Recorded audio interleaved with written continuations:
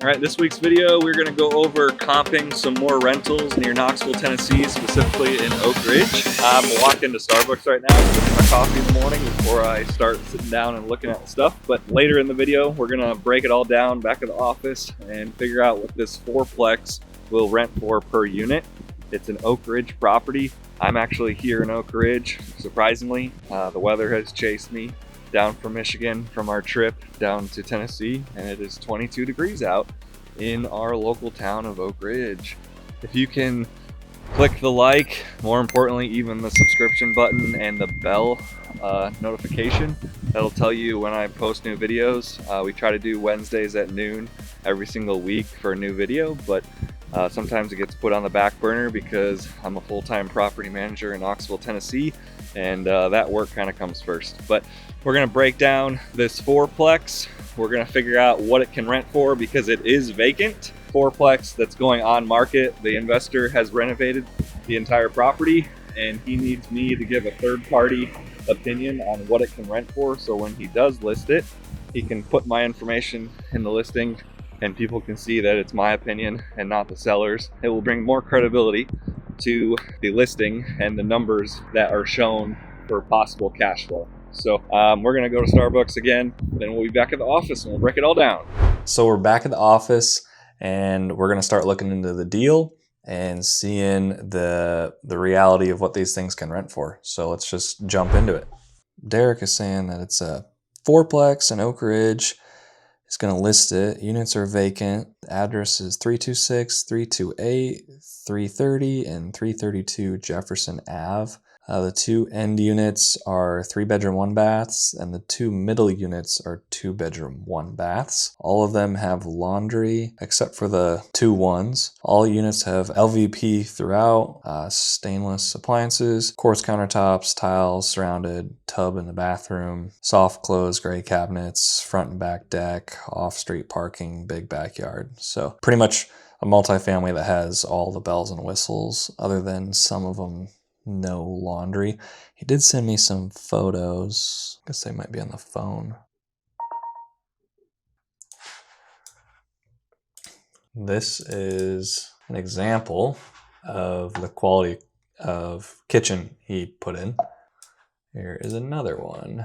New floors, new cabinets, just a really nice rental quality renovation. Should turn into top tier renters and top tier rent rates. So let's get into researching this a little bit. I'm just gonna look up the address. I'm doing this all how I do it for all other clients or people asking me. So they text me the address and I just go right into it.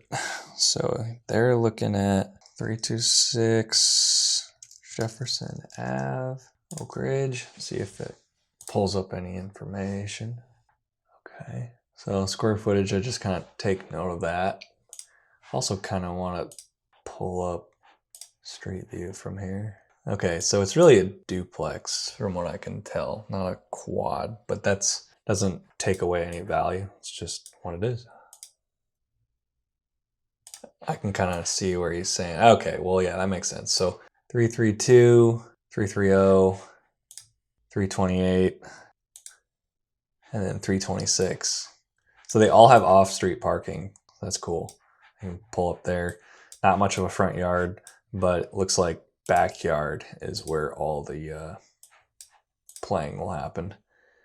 It's like fence line through there, but community backyard. So we will have to be aware that in the penciling of this deal, the landlord should cover the lawn mowing if they want to have that done properly, because you're going to have tenants that are arguing what their property line is all day and start getting letters from the city. So it's just best to mow your own lawn with multifamily, and then they all will have their individual trash and that'll be handled by the tenant.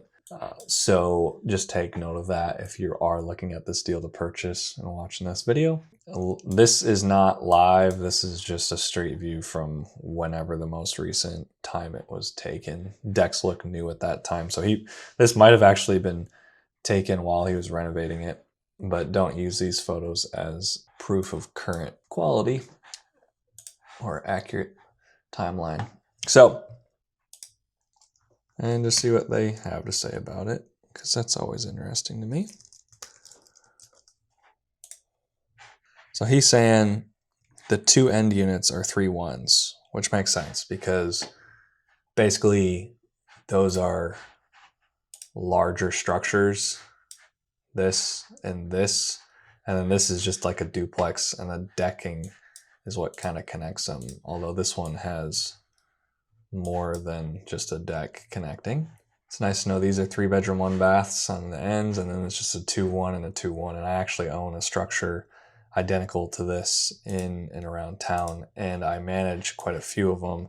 The top end renovated properties that are 2-bedroom, 1-baths will get 1,400, sometimes a little less, just depending on season. But knowing that he's listing this in spring, the summer months should be pretty smooth to get 1,400, as I have some lesser quality 2-bedroom, 1-baths in Oak Ridge with same structure that are getting 1,400, and these kitchens have been renovated very nicely, so that should not be a problem.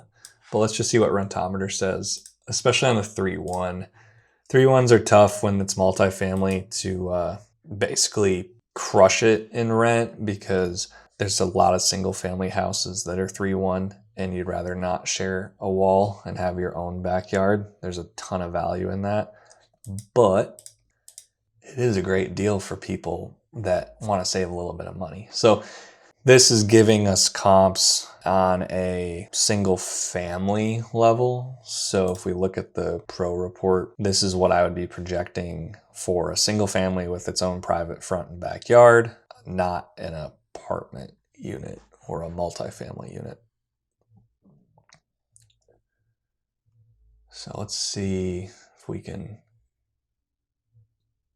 let's actually go back, change the building, see how I have house and apartments. Let's just do apartments. It's probably going to change. Oh, no information. So they're identifying a lot of these multifamilies.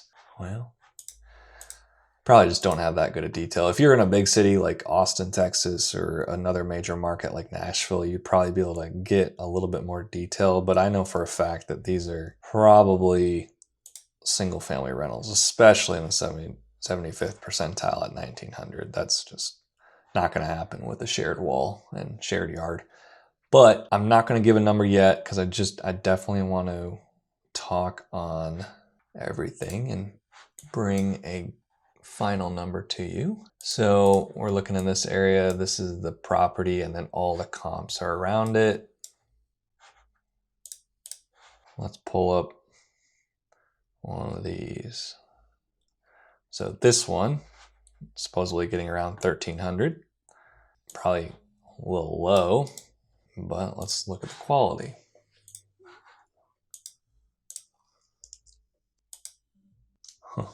Wonder if this is for rent. Okay, so they're trying to get this townhouse for rent. It's inside of a duplex. This is a live listing, so not a bad inside. Definitely a little older cabinets, and we know we have a renovated kitchen, and so this is just a number that I would like to blow out of the park. Not a bad unit, but not the quality that ours is. So we can knock that out. And $1.36 a square foot is low. For these types of units, you can be expecting close to $1.60. So based on that number of $1.60, let's see if we can get an approximate square footage of this. Don't know if we're going to be able to get the square footage in I can message Derek later, but we did have a little bit of a clue when I went onto the Zillow listing.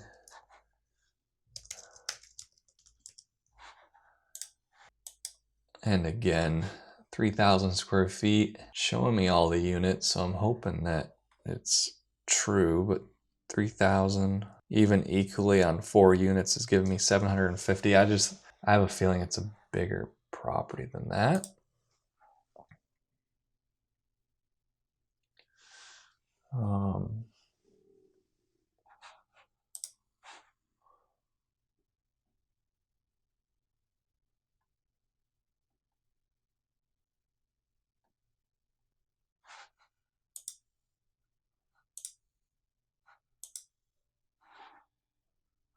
Let's take a look at this one.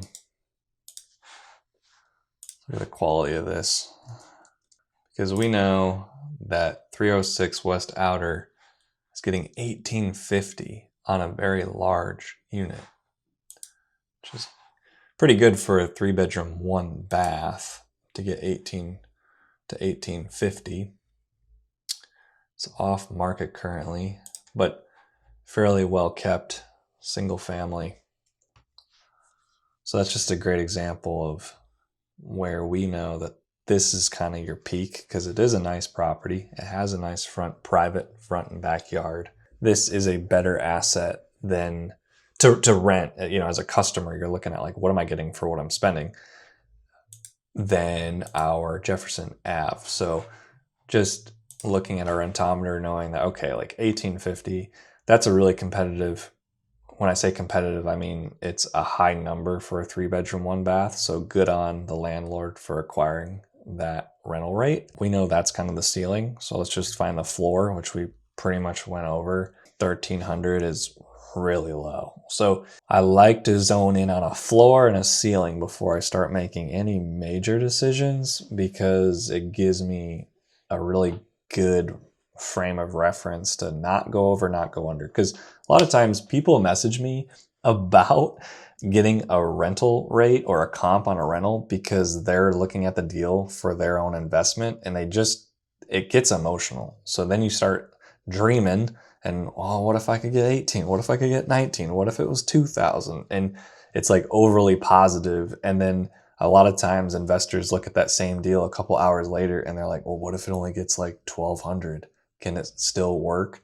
And they're running all these numbers based on just being all over the place. And I'm not saying they're overly emotional. It happens to all of us. So when you call someone like me that has like no interest in the deal, I'm not going to represent you, be the realtor to help buy that property with you. I'm not going to convince you to do it or not do it. I'm just going to give you the numbers of what I think it can perform at. And because I have no like personal or really like aggressive business opportunity, yes, we can manage it for you if you buy it, but I have to stick and perform to what I'm saying. So I'm very careful on what I tell people, and I give them reserved pencils, meaning I don't overshoot it, because if you do hire me and you spend a quarter, half, a full $1 million on a piece of real estate, and I can't get the numbers that I told you before you bought it, that's just not a fun day for me or the buyer. So looking at this with a clear mind and starting with a floor and a ceiling is really how I start, so it can kind of get honed in from there. Let's call it 1,800 is our ceiling, 1,300 is our floor. We have $500 now to figure out. That is a win. And all we've done so far is go on to Zillow and Redfin, looked over the territory and the market.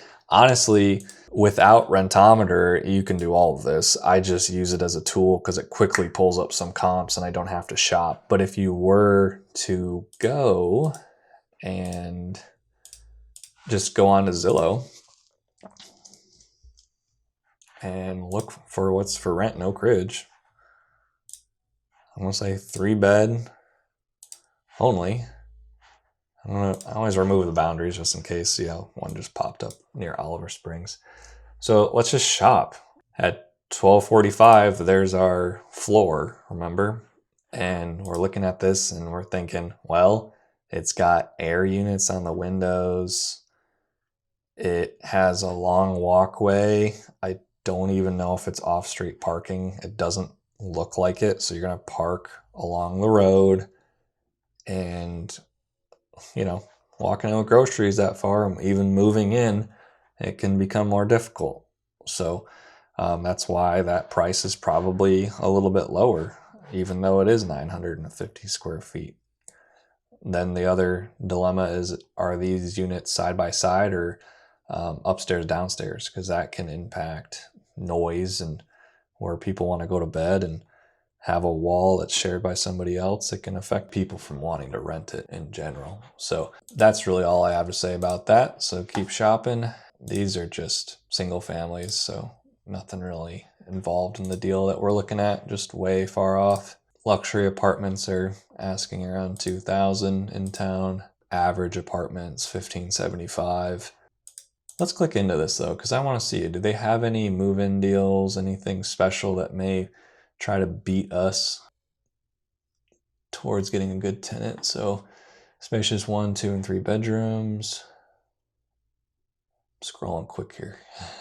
They kind of have relative fees for pets. Sometimes these apartment complexes have like really low move-in rates, and it can affect your immediate demand when you're asking similar prices. So for this 3-bed, this probably is going to tell us application fee $25 only, must move in by February 28th. They do have added amenities like a gym and a pool. I'm going to be honest, I bet it's not that great. I mean, pool seems okay, but a lot of times these gyms, not so much. And it looks like they have washer and dryer units at a separate building, so it might not be in the unit like some of ours are for at least hookup. Nothing too crazy on deals. I just want to make sure though. But I do like that number. That's where I kind of speak on $1,575. If I'm going to be able to rent those 2-bedroom 1-baths out for $1,400, like I previously said, like we better get a little bit more for a 3-bedroom. It's just, is it only $100 or is it closer to $200 more? And so now we're honing in from a $500 difference of a floor of $1,300, ceiling of $1,800. So now we were $500. Now we're honing in of like, are we within $200? So we know it's probably going to be $1,500 to $1,600 just based on current supply in the market. Again, single family, there's not a lot, which is kind of cool, because if there's a lot in the market at the price you're marketing yours at, then yeah, you have a lot of competition. But let's just say we're shopping to rent in Oak Ridge and I got $1,500. I only have one option. It's, $1,500, $1,600. I'm moving to Terra Hills Apartments. And that's all I get, unless I bump my budget up or I want to go and save a ton of money and live in something much different than the asset that we're trying to advertise at 328 Jefferson Road. So I kind of like the lack of comps, and it does bring me a little bit of confidence. Let's look at this out here though. So this is a 3-1, 1,200 square foot single family house. That is where this one at this current deal is telling me, okay, like, we can still get $1,600. Just because this is a single family house and ours is not, does not mean someone's going to pick this over ours. Think about our kitchen. I showed you the photos at the beginning of this. We're working with a kitchen like this. So if you get a kitchen like this where you have to share a wall, there's going to be a significant amount of people that probably are going to choose this over this. So even though it has a lot of square footage, certain applicants would rather live in a shared wall multifamily than this single family. It just depends. Families might want to have the square footage in the private yard. Young professionals, people that are working from home might want to have a better aesthetic and, live in a space where everything's brand new. So, and there's not really a right or wrong. It's just, we're trying to attract the most amount of tenants. At 1,600, you're going to have a percentage of tenants want this one and a percentage of tenants want this one for the previous stated reasons.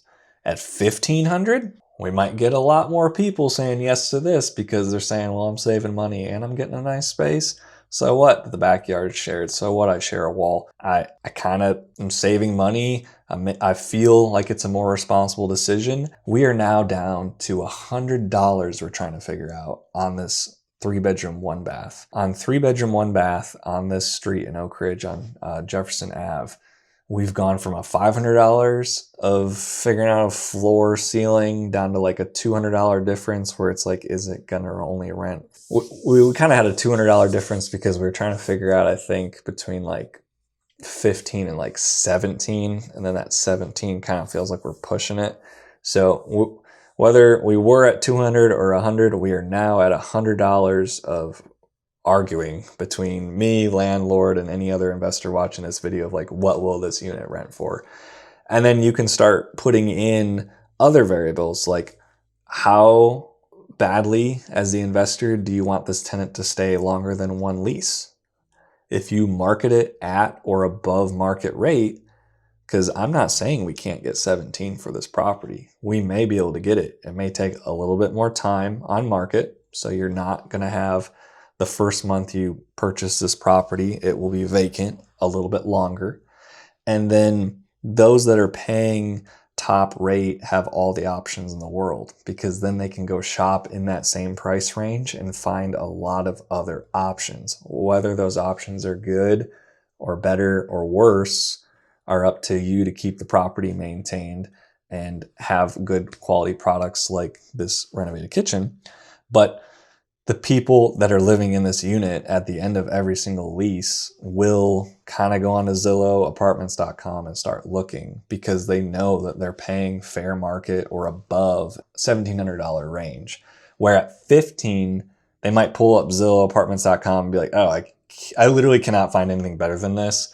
And it's technically below market value, but it's also still competitive to where the investor is winning and potentially cash flowing, and it's a win-win for both investor and tenant.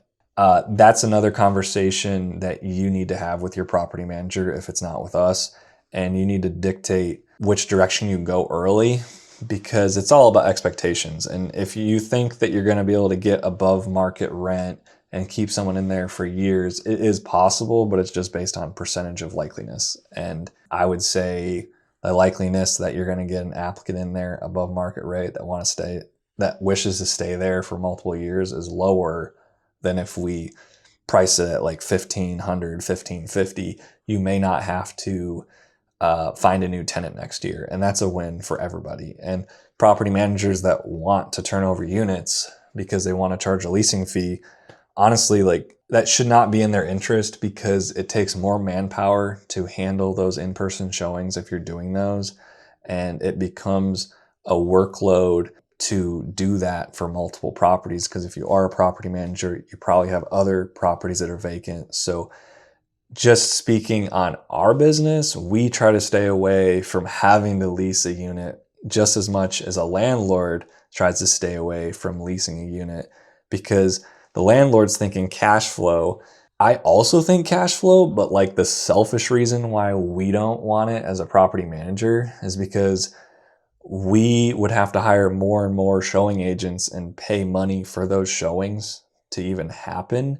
And then that hits our books differently than the landlords, but it's still like somewhat of a lose-lose, even if there is a leasing fee.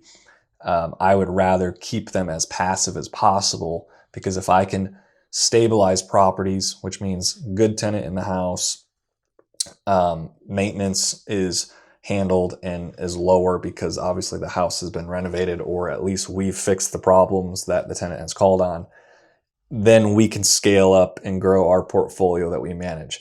If they're all vacant, they're all creating maintenance, it turns into where we can't service our clients properly, and it's a lose-lose. So when it comes to vacancies, we are actually trying to keep them as low as possible in our portfolio, as much as a landlord wants them to be as low as possible in their personal portfolio. The $1,500, I would love a landlord to say yes to this, but at the same time, you could easily rent it for $1,600. That would probably be the market rate, is $1,600. And then anything above that is like above market rate. And then it's you as a landlord to decide, okay, do I want to do $1,550, $1,600, or $1,650? And I typically ask for leniency between $100 to $150 in this price range to be able to price drop it accordingly. And we can go into a video, next week or sometime down the road on like, once you do have a property listed, how do you go about making sure you get the most out of it while attracting eyes and then producing more eyes as maybe the price doesn't make sense? What can you provide on top of that to get people to apply, to then hold cash flow for your landlord and get that property occupied? So there's a ton of strategy on that. I just want to stick to the comping on this video, and my official pencil would be $1,600 for the 3-bedroom 1-baths. However, if you can afford $1,500 with the landlord expectations. You may see a longer occupancy rate. However, I would understand if someone was like, no, we got to go 1600. And then I would list for 1650 to try to push and see what I can get. Past that, if someone were to say like 1700, 1750, I would probably pass on the opportunity to manage. Could you get that rate? Yes. Do I have time to try to get 17 to 1750 out of this unit and think that I can get it done in under 3 weeks? No. That's going to be a significant goal and achievement. But if you were buying this yourself, then maybe you can put the 20 to 30 hours in a week that it would require to find that person to want to pay 17 to 1750, and then make sure that they qualify for that based on their credit and income. Because if you lower your standards, you can charge what you wish. Just as if a lender lowers their standard for credit, they can charge a higher interest rate. You take more risk, you better be making more money. I don't like taking very large risk, which is why we ask for a basically well-qualified applicant, and we can once again go into that in a different video.